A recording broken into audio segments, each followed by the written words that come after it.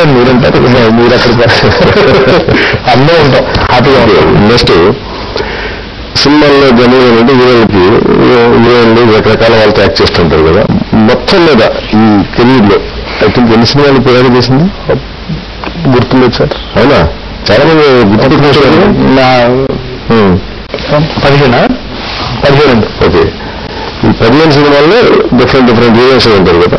ఏ heroine మీకు బాగా అంటే ఏమంటారు సరైన జోడి అంటారు ఏదో అంటారు కదా సినిమా? శ్రీదేవి గారు అండి. ఇది మన మంజుల కూతురు పెద్ద వీళ్ళందరూ ఆవిడ పనికిరారండి. అట్ట వద్దులే అసలు నేను ఆన్సర్ అండి, నేను ఆన్సర్ చేయలేను కూడా దీనికి. ఆవిడ హీరోయిన్గా అసలు అది ఓకే, అది తాతగారు ఆన్సర్ చేయలేనండి. ఇప్పుడు హీరో ఒక మాట ఒక భార్య ఒక సీట్ నాది, ఒక మాట ఒక బాణం ఒక సీట్ అంటారు. ఒకటే హీరోయిన్ ఫిక్స్ అయిపోయింది నా బుర్రలో, శ్రీదేవి. సో అలాంటి హీరోయిన్ ఇంకా మళ్ళీ తారసపల్లా శ్రీదేవి. ఇప్పటికీ ఆవిడ రెడీ అంటే రెడీ, అవుట్ యాక్ట్ చేయడానికి రెడీ యాజ్ అ హీరోయిన్ కాదు. పిచ్చండి శ్రీదేవి గారు అంటే, పిచ్చి. శ్రీదేవి గారి తర్వాత రమ్యకృష్ణ ఆవిడ. సో రమ్యకృష్ణ గారు యాక్ట్ చేశారు కాబట్టి ఆవిడ మంచి జోడి అనుకుంటున్నాడు. వెరైటీ ఉంటున్నావు, మీ భార్య అనేది చెప్పిపోతుంది. శ్రీదేవి కూడా రీఎంట్రీ కోసం వస్తుంది, ట్రై చేస్తుంది కదా. మాతో చేయరండి, ఎప్పుడో ఒకసారి ట్రై చేయాలి. ఏదో సందర్భంలో కనీసం ఒక సాంగ్ అయినా కనీసం డెట్ చేయటం ఏదో చేద్దాం, ఏదో ట్రై చేస్తాం. నా శక్తికి మీరు ట్రై చేస్తాను, కుదిరితే అవుతుంది. జనరల్గా ఇంటి హీరోలకి కొంతమందికి ఏమో డబ్బింగ్ ఆర్టిస్టులు ఉంటారు, సో కొంతమంది ఏమో సొంత వాయిస్తూ చెప్పుకుంటారు. బట్ జీవో ఎన్టీఆర్ విషయం వచ్చినప్పుడు ఏంటంటే వాయిస్ అలా వచ్చేసింది. దేవుడు ఇచ్చిన వారం ఏదో ఆయన ఇచ్చింది, ఆయన గొంతు దాదాపు అలా. ఆయనకి లేని మీకున్నది అదనపు క్వాలిటీ ఏంటంటే పాటలు సొంతంగా పాడగలం. ఇప్పుడు ఏదైనా ప్రేక్షకుల కోసం ఏదైనా ఒక్క పాట నాకు నచ్చిన పాట పాడతాను. నీకు నచ్చింది యమదొంగలే పాట ఉంది, ఒళ్ళమ్మి తిక్కరేగిన తాతగారి పాటనే మళ్ళీ నేను చేశాను. అది నేను మమతా మోహన్ దాస్ ఇద్దరు యాక్ట్ చేశాను, ఇద్దరు పాడాను. అది ఒళ్ళమ్మే తిక్కరేగిందా, ఒళ్ళంతా తుమ్మిరెక్కిందా, తిక్కరేగి తుమ్మిరెక్కి పిచ్చి పట్టి పక్కకొచ్చి ఒక్కసారి వచ్చి పెమ్మందా.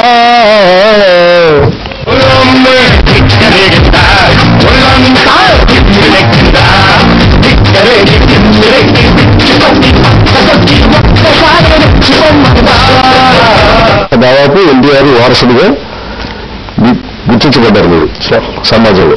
ప్రజల దృష్టిలో ఏంటంటే ఓకే బాలకృష్ణ గారు మంచి నటుడు, ఆయన పెద్ద హీరో, అదంతా ఓకే. బట్ అన్ని కోణాల్లో చూస్తే ఏంటంటే దీని ఎన్టీఆర్ పెద్ద ఎన్టీఆర్ని గుర్తు తెస్తుంటాడు. సో ఆయన పార్టీలో కూడా ఆయన వారసత్వాన్ని ఎప్పుడైతే చేయొచ్చు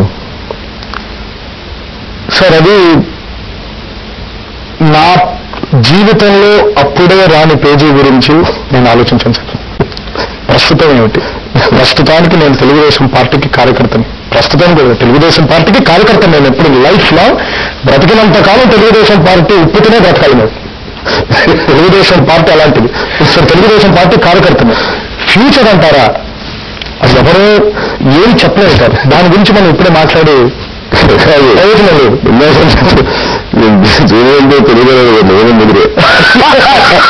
అంటే ఇప్పుడు నిజం చెప్పిన ముద్రంటే అలా సార్. సో ఇప్పుడొకప్పుడు ఈ రాష్ట్రానికి సార్ ముఖ్యమంత్రి అయ్యే అవకాశం ఉందా? తెలియదు సార్, తెలియదండి, నిజంగా తెలియదు. నేననేది అవుతుందా లేదా, అవుతారా లేదా అనేది తెలిసి కాదు, అవ్వాలని ఉందా ఇంకా నేను ఆలోచించలేదు సార్ దాని గురించి. ఎప్పుడు ఇప్పుడు మొదలెడతారు? లేదు సార్, నాకు మొదలుపెట్టిన రోజు మీకే ఫోన్ చేస్తాను సార్. ఈ ఆలోచన ఇలా మొదలైంది, ఇది కరెక్ట్ అంటారా తప్పు అంటారా అని ఎప్పుడైతే నాకు ఆలోచన మొదలవుతుందో ఆ రోజే మీకు ఫోన్ చేస్తాను. నిజం సార్, ఏ ఆలోచన లేదండి. బయట చాలా మంది అన్ని రకాలు అనుకుంటుంటారు. కొంతమంది ఏమంటారంటే ఉంటారు ఇలా మాట్లాడతాడు బయట నేను చెప్పి ఇది అని. నేను ఎప్పుడు ఏ సందర్భంలో మాట్లాడింది లేదు సార్. నేను ఎప్పుడు మాట్లాడి కూడా నాకు అత్యంతంగా సన్నిహితులైన అందరికీ కనుక్కోండి, ఎప్పుడు కూడా ఏ మాట నాకు ఎందుకంటే సార్ నాకు తెలియదు సార్, ఎప్పుడేమవుతుందో మనకు తెలియదు. ఓకే, ఆ ఆలోచన కూడా రాదు. Ultimate if it's return where it's not return where ఎంత ప్రయత్నించినావు. ఇప్పుడు ముఖ్యమంత్రి అయిపోవాలంటే చాలా ఈజీ కాదు సార్, ఈజీ కాదండి. అందరికీ ఉంటుంది ఆశ, అందరికీ ప్రతి ఒక్కరికి ఆశ ఉంటుంది. ఈ రోజు నాతో పనిచేసిన అనేక మంది కూడా ఉంటుంది ఆశ. నేను ఆంధ్రప్రదేశ్కి ముఖ్యమంత్రి అవ్వాలి ఆశ ఉంటే సరిపోదు సార్, సాధన ఉండాలి. నాకు నిజం ఎందుకంటే అంటే ఆశ అంటే ఎవరు పెడితే వాళ్ళు ఆశ పెట్టాలని అర్థం ఉండదు అప్పుడు ఎంతో కొంత అర్హత ఉండాలి. ప్రస్తుతానికి నేను కూడా అలాగే అనుకోను సార్. నాకేం సార్ అర్హత ఇంకా చాలా ఉంది సార్. ఇప్పుడిప్పుడే సార్ లైఫ్ అంతా మొదలైంది. ఇప్పుడే 2 పునర్జన్మ వచ్చిందని అనుకోవాలి. కానీ ఉన్నంత కాలం మాత్రం one thing, my faith, my loyalty, I will be faithful only to TDP party. నేను తెలుగుదేశం పార్టీకి చెందిన వ్యక్తిని. అది మా తాతగారు స్థాపించిన పార్టీ. ఆయనంటే మాకు విశ్వాసం ఉంది. పసుపు జెండాను చూస్తే మాకేమవుతుందో తెలియదు. నరాలు అలా అసలు ఆగిపోతుంది. మీ నాయకుడికి ఎంత నమ్మకం ఉంది నీ మీద? బాగా కాదు బాగా నమ్మకం పట్టే కదా పంపించారు. అయ్యో నాకు నమ్మకం లేకపోతే బాగా మంచి నమ్మకం. నీకు నమ్మకం బాగా ఉందండి. నాకు మావైతే ఎటువంటి ప్రాబ్లం లేదండి. Is a lovely leader, is a wonderful leader. Telugu Desam పార్టీకి ఈ రోజు లీడ్ చేస్తున్నారు. అర్హత కలిగిన నాయకుడు ఆయన మీద నాకు నమ్మకం ఉంది. నా మీద ఆయనకి అంత నమ్మకం ఉంది. తెలుగుదేశం అధికారంలోకి వస్తే ఆయన మాత్రమే ముఖ్యమంత్రి చేస్తారు. ఈ only leader for the Telugu Desam party right now sir. పక్కా సార్. ఇప్పుడు ఆయన ఎన్టీఆర్ పదవి నుంచి దించి sir so Chandrababu Naidu take over చేసిన పార్టీని. ఈ మొత్తం ఎపిసోడ్ ఆ పార్టీకి సంబంధించి ఒక మేజర్ డెవలప్మెంట్. దాంట్లో మంచి ఉంది, చెడు ఉంది. చెడు ఎక్కువ మాట్లాడుకునే చెడు మాట్లాడతారు, మంచి మాట్లాడతారు. కానీ ఎంటైర్ ఎపిసోడ్ మొత్తం చూసినప్పుడు ఎప్పుడైనా సరే తాతయ్యకి ఇలా జరిగి ఉండకపోతే బాగుండేదేమో అని ఫీలింగ్ వచ్చిందా సార్? ఇప్పుడు it's a very crucial question to answer also. Because as ఒక మనవడిగా నా ఫీలింగ్ నేను తాతయ్య గారు ఉండుంటే ఈరోజు నా సక్సెస్ చూసేవాళ్ళు కదా, తాతయ్య గారు ఉండుంటే బాగుండేది కదా, బ్రతుకుంటే బాగుండేది కదా అని ఫీలింగ్ ఉంటుంది సార్. బ్రతుకుంటే ఓకే, బట్ యాజ్ ఎ మనవడిగా, but as a normal person sitting here, I don't know anything about it. నా వయసు చాలా చిన్నది సార్. ఏం జరిగిందో, ఎందుకు జరిగిందో, ఎలా జరిగిందో, ఏమిటో, ఆ కాన్సిక్వెన్సెస్ ఏమిటో ఇవన్నీ ఏమీ తెలియదు. I don't know anything. Party took a decision sir. Sir Rama Rao గారు పార్టీని ఒక వ్యక్తిగా మొదలుపెట్టారు సార్. కానీ ఆ పార్టీ ప్రజల పార్టీ అయిపోయింది. కార్యకర్తలు అందరూ కలిసి తీసుకున్న డెసిషన్ సార్ అది కేవలం ఒక వ్యక్తో లేదా ఆయన కొడుకులో లేదా ఇంకోలేరు తీసుకున్న డెసిషన్ కాదు సార్. అది కార్యకర్తలందరూ కలిసి తీసుకున్న డెసిషన్. అది ప్రజాస్వామ్యంలో ఇదంతా కామన్ సార్. కానీ అంత జరిగిన తర్వాత ఐ ఫీల్ తాతగారు చనిపోకుండా ఉంటే బాగుంటుంది కదా.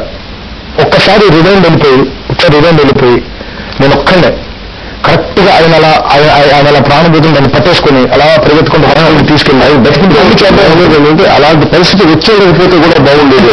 అంటే దాన్ని ఇప్పుడు మనం ఏం చేయలేము సార్. అదే మనం ఏం చేయలేము. అలాంటి పరిస్థితి వచ్చేసింది. అంటే నాకు తెలిసిన విషయాల గురించి, నాకు అవగాహన ఉండే విషయాల గురించి మాట్లాడుతున్నాను సార్. కానీ నాకు అసలు ఏం జరిగిందో, ఎందుకు జరిగిందో కూడా తెలియని విషయం గురించి నేను మాట్లాడలేను సార్. నేను తెలిసిన తర్వాత తప్పకుండా మాట్లాడతాను సార్. తప్పకుండా మాట్లాడతాను. డెఫినెట్గా 101% I will talk about it. NTR ఫ్యామిలీలో సార్ మొత్తం మీద ఎవరంటే ఎక్కువ ఇష్టం? బాగా ఉంది. బాగా ఉంది, చాలా ఇష్టం సార్. ఇది చాలా అద్భుతమైన మనిషి సార్. చాలా మంచి మనిషి సార్. అంటే మరి చాలా బలమైన మీడియా ఉంటారు. అంటే అదేంటే తెలిసి తెలియకుండా వాగడం అంటారు సార్. ఇదే చాలా అద్భుతమైన మనిషి సార్. అందరికంటే పది నుండి తాతగారు, తర్వాత అమ్మ. ఇప్పుడు మొత్తం 15 సినిమాలు యాక్ట్ చేశావు కదా, బెస్ట్ డైలాగ్ అంటే నీకు బాగా నచ్చింది ఎవరైనా సార్? ఆ డైలాగ్తో కంక్లూడ్ చేసేయండి. ఏమంటది మానవ జాతి నీచమా, ఎంత మాట వైతరుని వరకు వెంటాడి వేధించి ముప్పుతి పెట్టి నీ ధర్మసూత్రములను మంటగలిపి తన పది ప్రాణము దక్కించుకున్నారేమని సావిత్రిదే జాతి. మానవ జాతి తన భక్తితో సాక్షాత్ పరమశివుడినే ప్రత్యక్షము గావించి నీ పాశములు సైతం గడ్డిపోతగా నుంచి ప్రాణహరులైన నిన్నులనే ప్రాణభయంతో పరుగులెత్తించిన పశువాడు మార్కండేయుడిదే జాతి. మానవ జాతి నీచమన్న మా జాతి మూలమున ఏనాడో ప్రతిష్ట మూట కట్టుకున్న మీరు నేడు జాతి అని మమ్మ అవహేళన చేయుటయ్యా. ఎంత వివేకం, ఎంత జ్ఞానం, ఎంత కుసంస్కారము. నేటి నుంచి దేవుడు అధికుడు, నరుడు అధముడు అన్న కించ భావాన్ని కూకటి వేళ్లతో సైతం పకలించి వేసదా. మొక్కులు పొందే ముక్కోటి దేవతలు, దిక్కులే అక్షదిక్పాలకులు, మనుగుడనిచ్చే పంచభూతములు సైతం జయహోన్నరుడాన్ని హర్షించే విధముగా సింహాసనమును అధిష్ఠించదా. స్వర్ణమణిమయ రత్న ఖచ్చితాలంకృతమైన ఈ సభా మందిరమున అకుంఠిత శైవపక్ష పరివార సమూహ మధ్యమున భూతల పరిరక్షణ ధర్మ నిలయమైన ఈ రౌరవమున సర్వదా సతదా సహసదా పాప పంకిలమైన కొల్ల మత జాతి కూపములు సమూలముగా శాశ్వతముగా ప్రక్షాళన గావించరా. Any doubts? Wonderful. Thank you for coming. Thank you.